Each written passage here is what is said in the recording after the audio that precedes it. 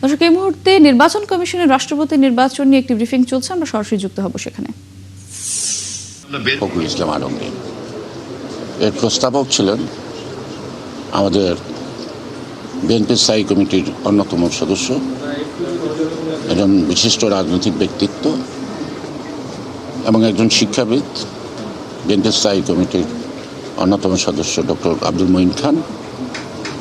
সমর্থনকারী হিসেবে ছিলাম আমি, এবং সেদিন উপস্থিত ছিলেন আমাদের চিফ হুইপ জনাব নুরুল ইসলাম মনি, হুইপ নুরুদ্দিন অপুর সহ আরও বেশি নেতৃবৃন্দ ছিল। আজকে কম, কারণ আজকে তো শুধু বাসাই।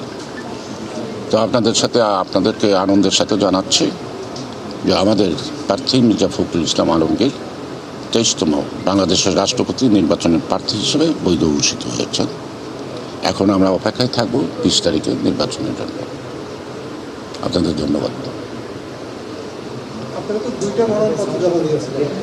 আমরা একটাই দিয়েছি।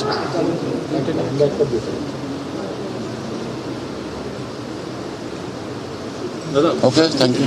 কিছুক্ষণ আগে জামাতের প্রতিনিধি অর্থাৎ 11 দলের প্রতিনিধি আসছিল, তারা বলতে 70 অনুচ্ছেদ সংশোধন হওয়া দরকার। আপনারা কি মনে করেন কিনা? সেটা পরের চ্যাপ্টার, সেটা পরবর্তী সংসদ যদি বিবেচনা করে সবাই মিলে, এটা হতে পারে। না, এখন রাষ্ট্রপতি নির্বাচনের আগে এই প্রশ্নটা অবান্তর, কনফিউশন সৃষ্টি করে লাভ নেই। না, বড় বাধা কি বাধা না, আমার প্রচলিত সংবিধান অনুযায়ী আমাকে পথ চলতে হবে। সেই সংবিধানে আমার যেখানে বাধা আছে, সেই বাধা অতিক্রম করার জন্য আমাকে সংসদ থেকে সংশোধন করতে হবে। এর বাইরে না, রাস্তাঘাটে বলে লাভ নেই।